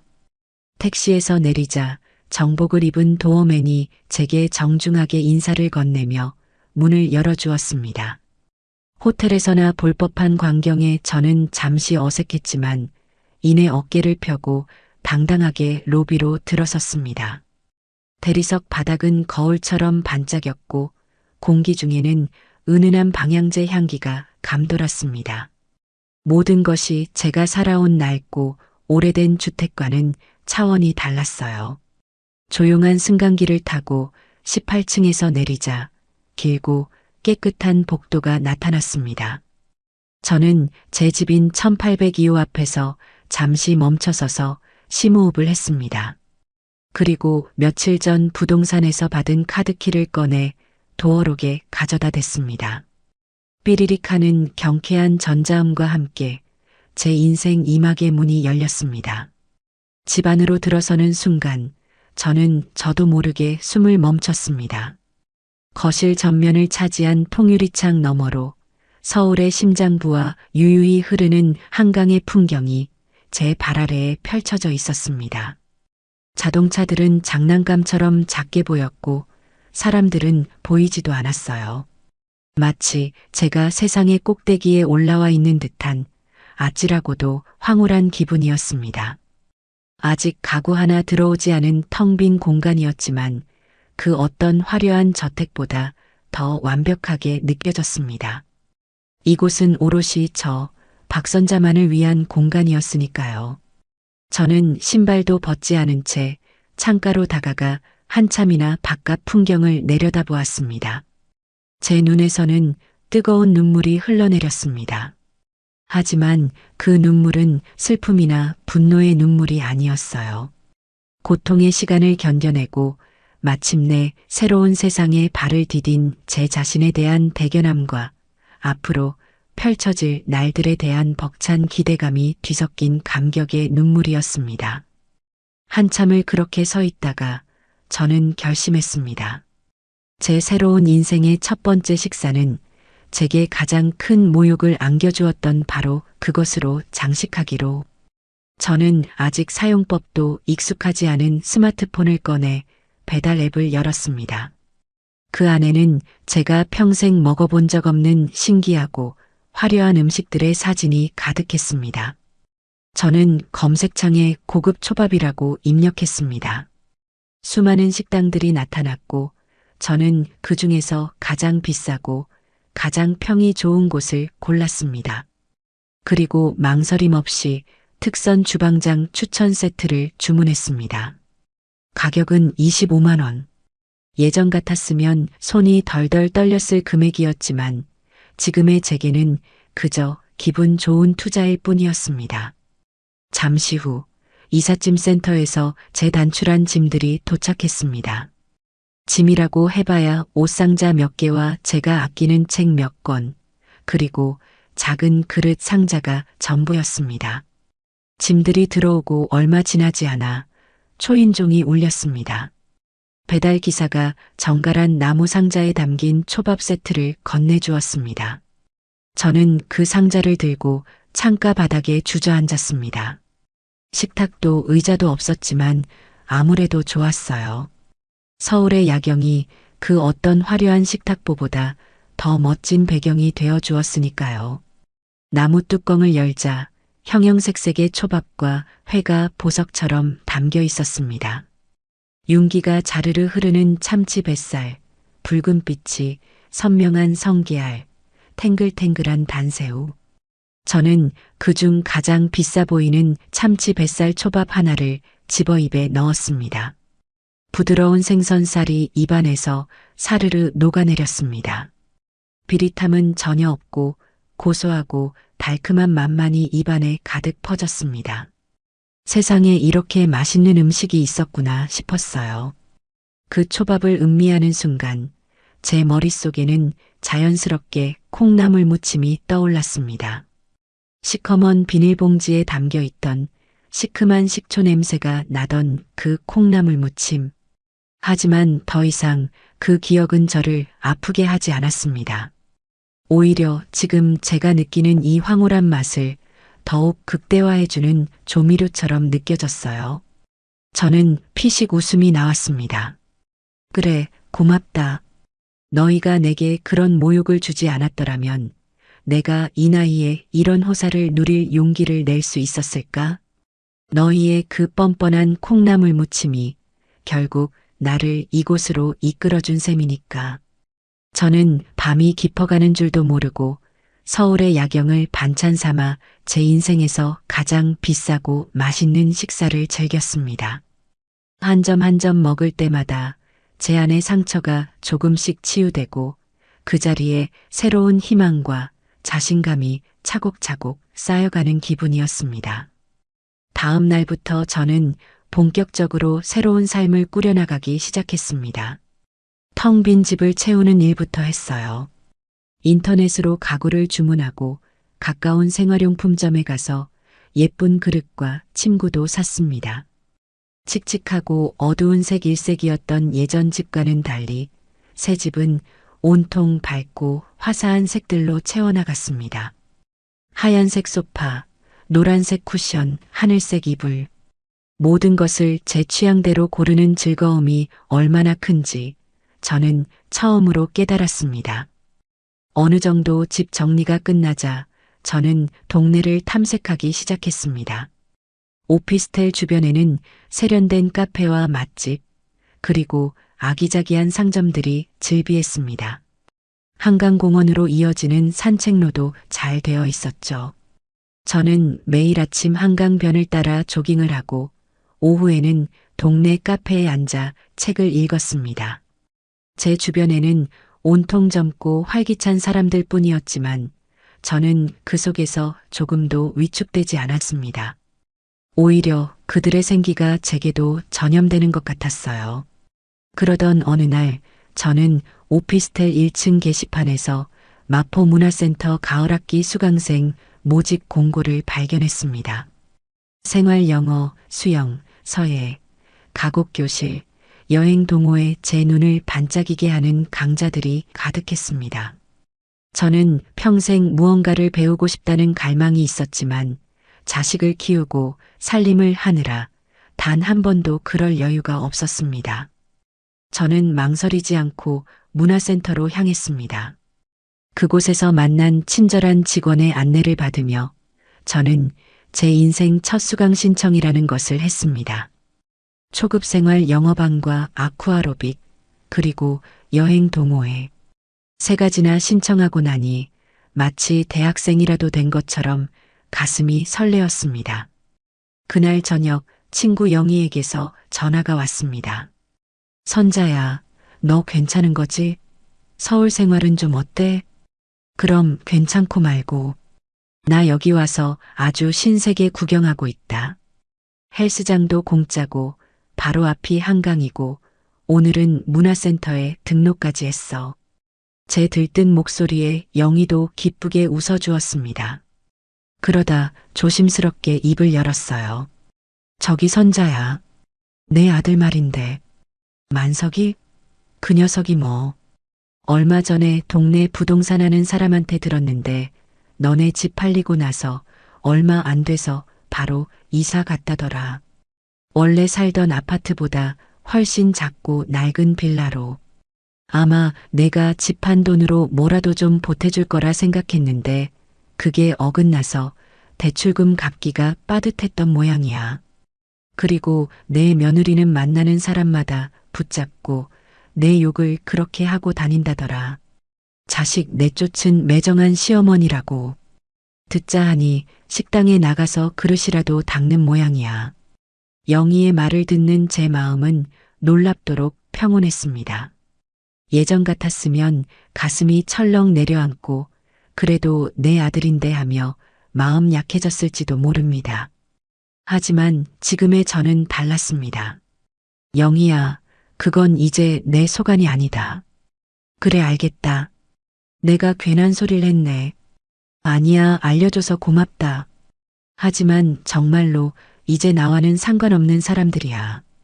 그들이 빌라에 살든 길바닥에 나앉든 그건 그들이 선택한 인생의 결과일 뿐이지. 나는 이제 내 인생 살기도 바쁘다. 제 단호한 말에 영희는 더 이상 아무 말도 하지 않았습니다. 저는 전화를 끊고 창밖을 바라보았습니다. 강 건너 빌딩들의 불빛이 보석처럼 반짝이고 있었습니다. 저 수많은 불빛 아래에서 수많은 사람들이 각자의 인생을 살아가고 있겠지요. 저 역시 이제 저 불빛들 중 하나가 되어 온전히 제 힘으로, 제 의지로 반짝일 것이었습니다. 과거의 그늘은 더 이상 제 빛을 가릴 수 없었습니다. 가을이 깊어지면서 저의 새로운 일상도 제법 자리를 잡아갔습니다. 아침에 일어나 한강변을 산책하고 오전에는 문화센터에서 새로운 것들을 배우고 오후에는 새로 사귄 친구들과 차를 마시며 수다를 떠는 나날이 이어졌습니다. 하루하루가 지루할 틈 없이 즐거웠고 밤에 잠자리에 누울 때면 내일은 또 어떤 재미있는 일이 기다리고 있을까 하는 설렘의 미소가 절로 지어졌습니다. 문화센터 수업은 제게 새로운 활력을 불어넣어 주었습니다. 특히 수영과 생활 영어는 제게 가장 큰 변화를 가져다 주었죠. 아쿠아로빅 수업 첫날, 저는 수십 년 만에 처음으로 수영복이라는 것을 입었습니다. 쭈뼛거리며 탈의실에서 나왔을 때 제 눈에 비친 거울 속 모습은 낯설기 짝이 없었습니다. 탄력을 잃고 주름진 제 몸을 다른 사람들에게 보이는 것이 부끄러웠어요. 하지만 물속에 들어가는 순간 그 모든 부끄러움은 눈 녹듯 사라졌습니다. 물의 부력이 제 몸을 가볍게 띄워주었고 신나는 음악에 맞춰 팔다리를 움직이다 보니 제가 나이를 잊고 마치 어린아이가 된 것 같은 기분이 들었습니다. 그곳에서 만난 언니, 동생들과 함께 물장구를 치고 웃다 보면 한 시간이 어떻게 가는지 모를 정도였습니다. 초급생활 영어반 역시 제게는 신세계였습니다. 알파벳부터 다시 시작하는 더듬거리는 제 발음을 20살 넘게 어린 선생님은 언제나 칭찬과 격려로 이끌어 주었습니다. 안녕하세요. 제 이름은 박선자입니다. 처음으로 제 이름을 영어식으로 소개하던 날의 쑥스러움과 뿌듯함은 평생 잊지 못할 겁니다. 선생님은 혀를 이 사이에 살짝 물고 내는 소리가 아주 좋다고 칭찬해 주셨고 저는 그 칭찬 한마디에 어린아이처럼 기뻐했습니다. 그 영어반에서 저는 최상현 씨라는 좋은 친구를 만나게 되었습니다. 저와 비슷한 연배에 몇 년 전 아내와 사별하고 혼자 지내시는 분이었습니다. 큰 회사에서 임원으로 있다가 은퇴하셨다는 그는 늘 단정한 옷차림에 점잖은 말투를 쓰는 분이셨죠. 우리는 수업 시간에 짝이 되어 함께 대화 연습을 하다가 자연스럽게 친해졌습니다. 박 선생님, 오늘 배운 표현으로 연습 한번 해볼까요? 오늘 날씨가 참 좋네요. 어머, 최 선생님, 발음이 참 좋으세요. 저는 아직도 받침 있는 단어는 발음하기가 어려워서 큰일이에요. 우리는 서로의 서툰 발음을 칭찬해주고 수업이 끝나면 함께 카페에 가서 그날 배운 문장들을 복습하기도 했습니다. 최 선생님은 아는 것이 많으면서도 유머 감각이 있는 분이어서 그와의 대화는 언제나 즐거웠습니다. 우리는 영어 공부뿐만 아니라 요즘 읽고 있는 책이나 재미있게 본 영화, 가끔은 살아가는 이야기에 대해서도 대화를 나누었습니다. 그는 제 과거에 대해 꼬치꼬치 묻지 않았고 저 역시 그의 사생활을 깊이 파고들지 않았습니다. 우리는 그저 생활 영어반 동기라는 편안한 관계 속에서 서로의 지적인 호기심을 채워주고 소소한 일상을 나누는 좋은 친구가 되어갔습니다. 그것은 제가 평생 경험해보지 못했던 아주 세련되고 편안한 관계였어요. 가을이 무르익을 무렵 제가 가입한 여행 동호회에서 1박 2일 일정으로 경주 여행을 떠나게 되었습니다. 제 인생의 첫 번째 자유여행이었습니다. 가족을 위한 희생이나 의무가 아닌 오직 저의 즐거움만을 위한 여행. 출발 전날 밤, 저는 마치 수학여행을 앞둔 여고생처럼 가슴이 설레어 잠을 설쳤습니다. 여행 당일 서울역에 모인 동호회 회원들의 얼굴에는 모두 저와 같은 설렘이 가득했습니다. 우리는 고속열차에 몸을 싣고 끝없이 수다를 떨며 경주로 향했습니다. 창밖으로 스쳐 지나가는 풍경들을 보며 저는 예전에 가족들과 함께 떠났던 여행을 떠올렸습니다. 그때의 여행은 언제나 고된 노동의 연속이었습니다. 새벽부터 일어나 온 가족이 먹을 김밥을 싸고 운전하는 아들을 위해 온갖 간식을 챙기고 숙소에 도착해서는 저녁밥을 차리고 설거지를 하느라 제대로 앉아 쉬어본 기억이 없었습니다. 하지만 지금은 달랐습니다. 저는 그저 기차 좌석에 편안히 앉아 다른 사람이 사온 커피와 과자를 얻어먹으며 창밖 풍경을 감상하기만 하면 되었습니다. 이것이 진정한 여행이라는 것을 저는 이른이 넘어서야 처음으로 알게 된 것이죠. 경주는 그야말로 눈부시게 아름다웠습니다. 단풍으로 붉게 물든 불국사의 웅장한 석탑과 다보탑, 황금빛 억새가 바람에 흔들리는 첨성대, 그리고 부드러운 능선이 끝없이 이어진 대릉원까지 우리는 문화해설사의 설명을 들으며 천년의 역사를 간직한 도시를 거닐었습니다.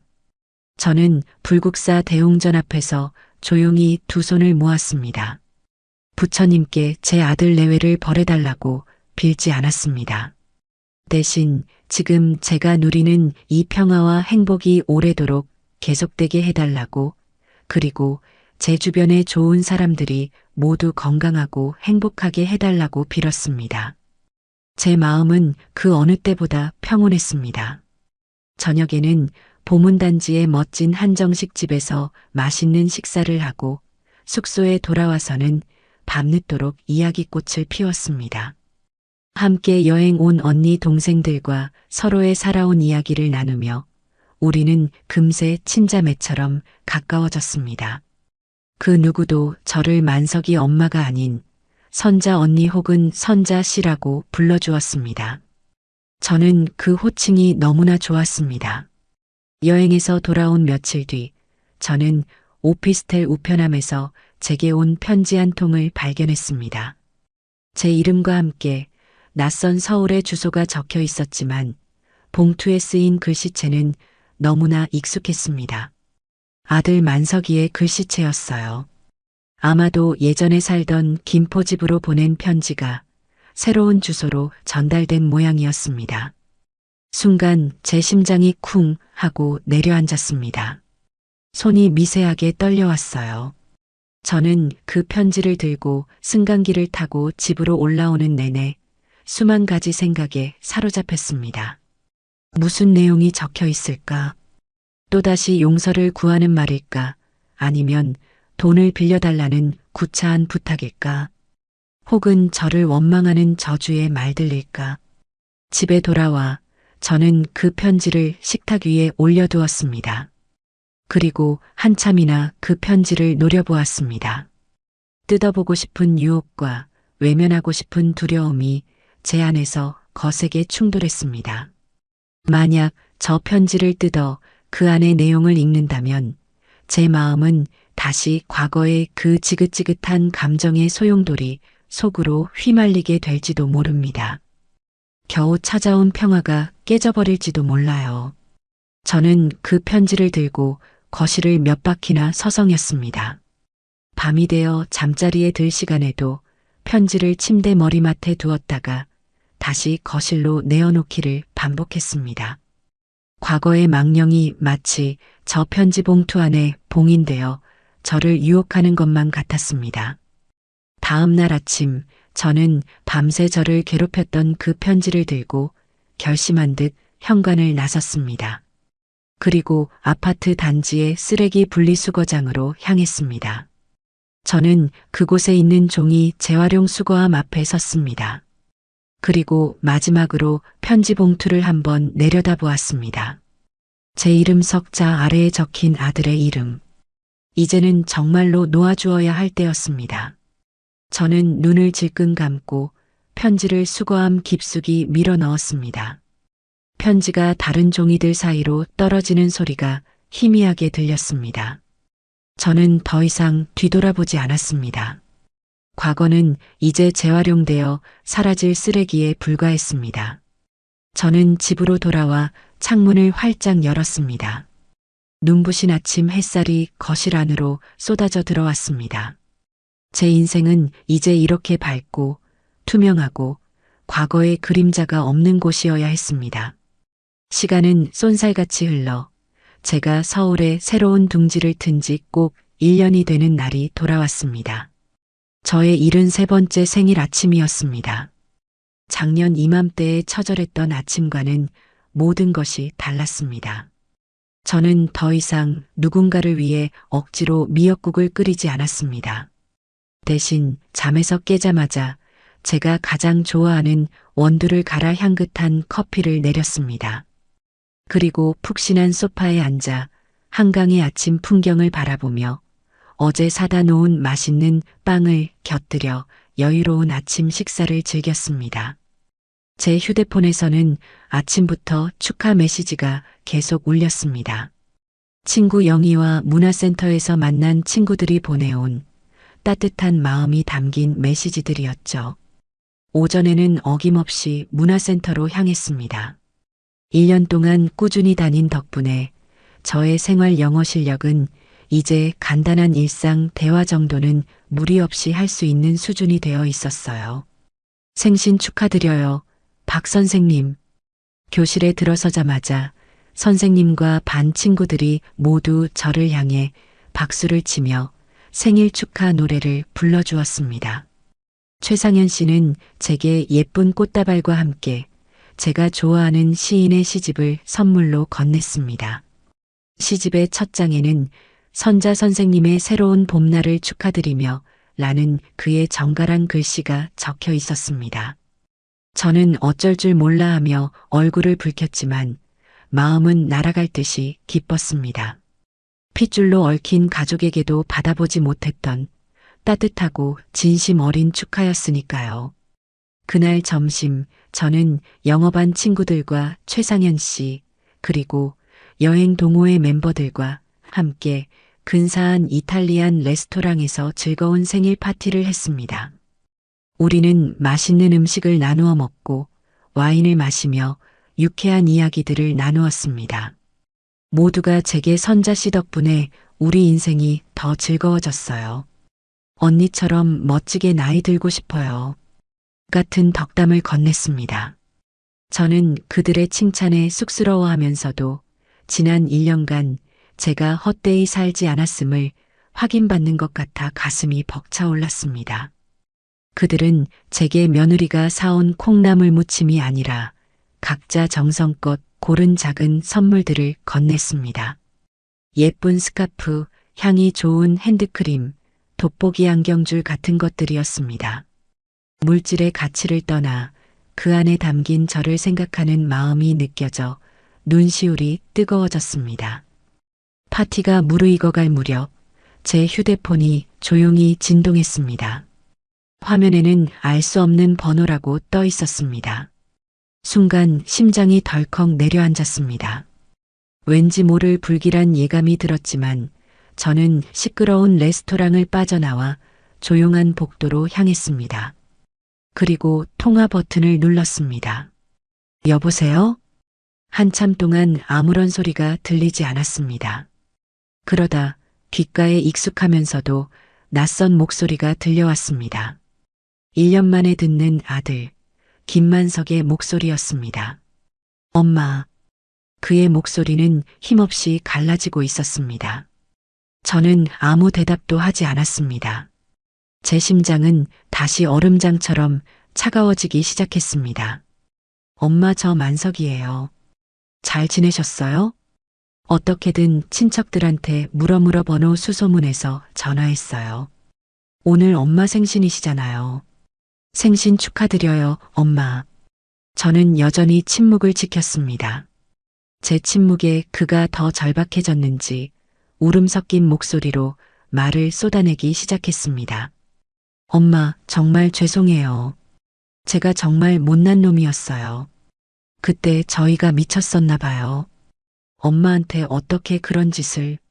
지난 1년 동안 단 하루도 엄마 생각 안 한 날이 없어요. 엄마가 해주신 밥이 너무 먹고 싶고 엄마 목소리가 너무 듣고 싶었어요. 미주도 정말 많이 반성하고 있어요. 매일 밤 울면서 엄마한테 잘못했다고 빌어요. 자기가 생각이 짧았다고, 무슨 짓을 해서라도 용서받고 싶다고. 그의 말은 구차하고 진부한 변명과 후회의 나열이었습니다. 저는 그 말을 들으며 제 마음이 얼마나 평온한지 새삼 깨닫고 있었습니다. 아무런 분노도 연민도 느껴지지 않았습니다. 마치 강 건너 불구경을 하는 것처럼 모든 것이 저와는 상관없는 이야기처럼 들렸어요. 작년에 저였다면 미주가 반성한다는 말에 조금은 마음이 흔들렸을지도 모릅니다. 하지만 지금의 저는 알고 있었습니다. 그들의 반성은 진심이 아닐 뿐더러 설령 진심이라 한들 이미 너무 늦어버렸다는 것을. 엄마, 저희 정말 힘들어요. 사는 게 아니에요. 미주는 식당에서 설거지하고 저는 퇴근하고 대리운전까지 뛰어요. 그래도 늘 쪼들려요. 애들은 커가는데 다 저희가 자초한 일인 거 알아요. 벌 받는 거라고 생각해요. 그래도 엄마가 너무 보고 싶어요. 제발 저희 한 번만 다시 만나주시면 안 될까요? 찾아가서 무릎 꿇고 제대로 사죄드릴게요. 네, 엄마. 아들의 처절한 울음소리가 전화기 너머로 아프게 울렸습니다. 저는 그가 말을 모두 마칠 때까지 조용히 기다려 주었습니다. 그것이 제가 그에게 베풀 수 있는 마지막 예의이자 마지막 모정이었을 겁니다. 저는 그의 말을 들으며 지난 1년간의 제 삶을 떠올렸습니다. 아침의 커피향, 한강의 윤슬, 친구들의 웃음소리, 새로운 것을 배우는 즐거움. 이 모든 것을 버리고 다시 과거의 그 지옥으로 돌아갈 수는 없었습니다. 그의 울음소리가 잦아들었을 때 저는 아주 조용하고 아주 단호하게 입을 열었습니다. 축하는 고맙다. 엄마. 그런데 너는 이제 내 인생에 없는 사람이다. 다시는 연락하지 마라. 그 말을 끝으로 저는 통화 종료 버튼을 눌렀습니다. 그리고 곧바로 그의 번호를 차단 목록에 추가했습니다. 모든 것이 끝났습니다. 정말로 완벽하게요. 저는 깊게 숨을 들이마셨다가 천천히 내쉬었습니다. 눈물이 나지 않았습니다. 오히려 마지막까지 저를 붙잡고 있던 과거의 그림자를 제 손으로 완벽하게 떼어낸 듯한 엄청난 해방감이 밀려왔습니다. 저는 잠시 복도 창가에 서서 제 모습을 비춰보았습니다. 화사한 새 옷을 입고 보기 좋게 미소 짓고 있는 늙은 여인. 하지만 그 눈빛은 그 어느 때보다 총명하게 빛나고 있었습니다. 저는 얼굴에 다시 환한 미소를 띠고 레스토랑 안으로 들어갔습니다. 저를 기다리던 친구들이 무슨 일이냐고 물었지만 저는 그저 아니야, 별일 아니었어. 광고 전화였나 봐. 하고 웃어넘겼습니다. 최상현 씨가 제게 와인 잔을 채워주며 말했습니다. 박선자 선생님, 다시 한번 생신 축하드립니다. 선생님의 앞으로의 날들이 오늘처럼 늘 향기롭고 행복하기를 바라며 다 함께 건배할까요? 모두가 와인 잔을 높이 들었습니다. 저는 제 앞에 놓인 루비처럼 붉게 빛나는 와인 잔을 들고 활짝 웃었습니다. 창밖으로는 서울의 화려한 불빛들이 보석처럼 반짝이고 있었습니다. 저는 그 불빛들을 바라보며 제 인생의 진짜 축배를 들었습니다. 콩나물 무침으로 시작되었던 저의 비참했던 날들은 이제 아득한 옛 이야기가 되었습니다. 지금 제 앞에는 오직 저만을 위한 향기로운 와인과 따뜻한 친구들, 그리고 무한한 가능성으로 가득한 눈부신 미래만이 펼쳐져 있었습니다.